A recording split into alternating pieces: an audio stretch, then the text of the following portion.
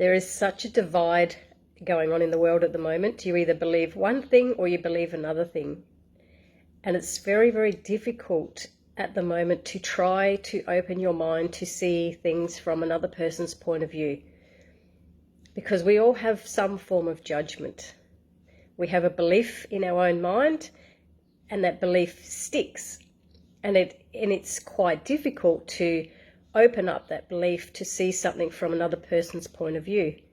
So we form a judgment.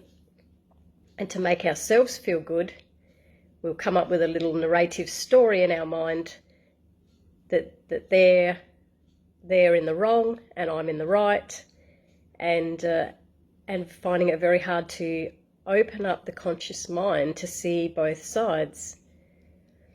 It's a little bit like with people wearing masks and some people not wearing masks.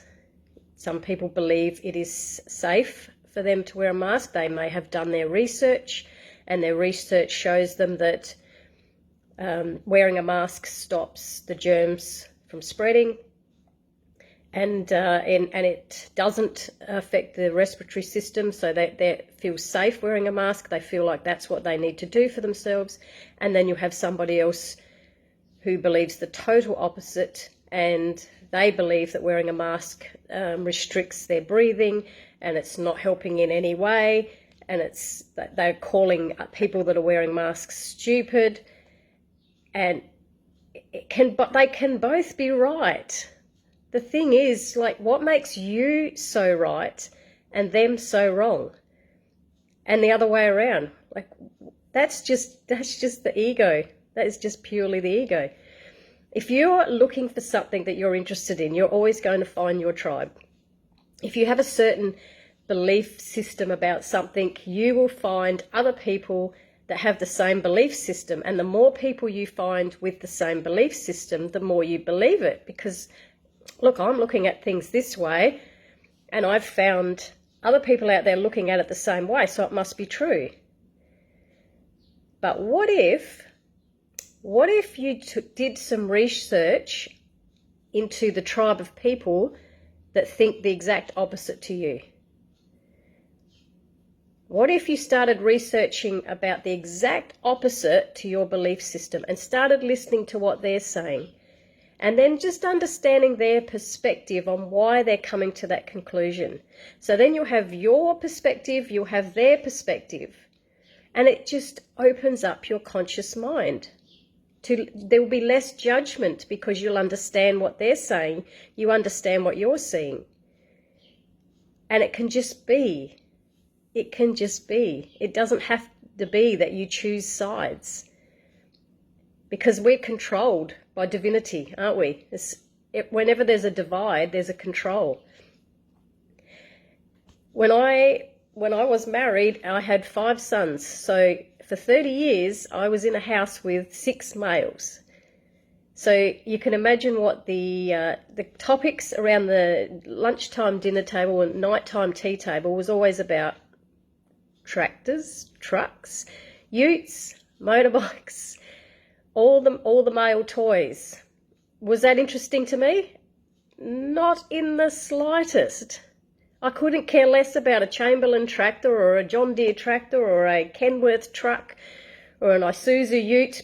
I just didn't care. But I sat there and I engaged in their conversation.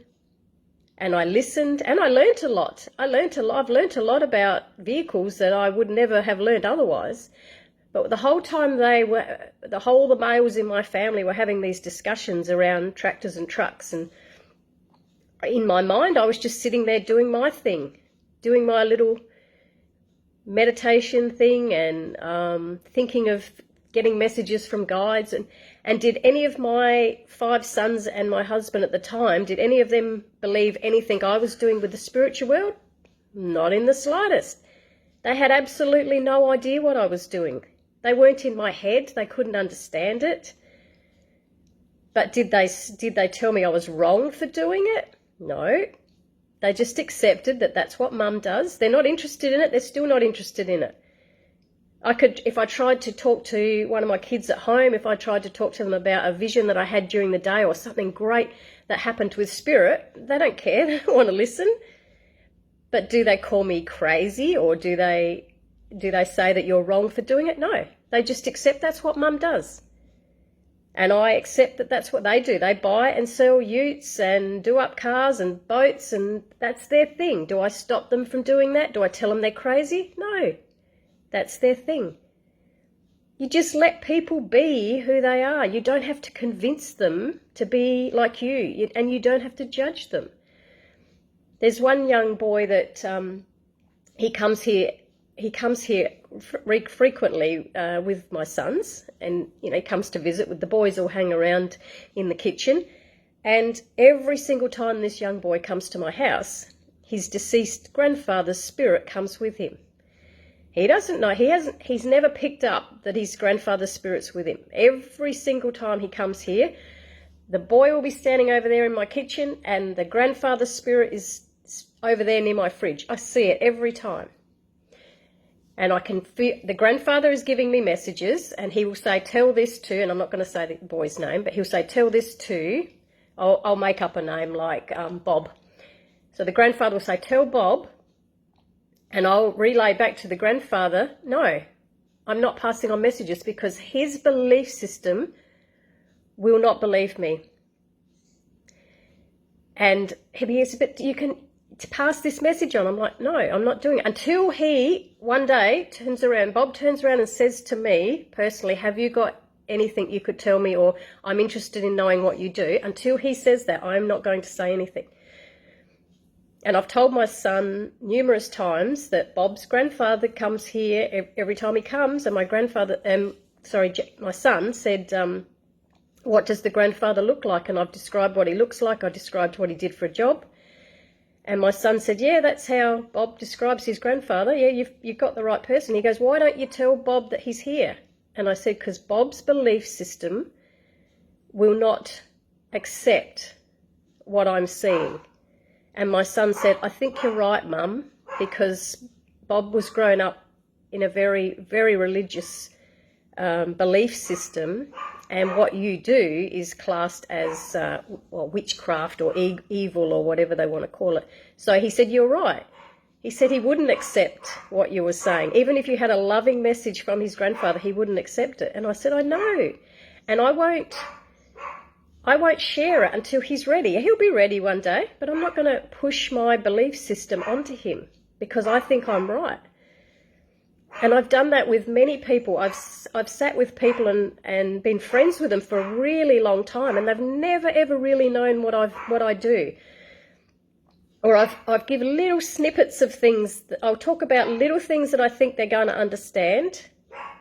And then, like 15 years later, they have this sudden awakening, and they're like, oh my God, I understand it all. And then you've known this all along. Why didn't you tell me? I said, because you wouldn't have got it.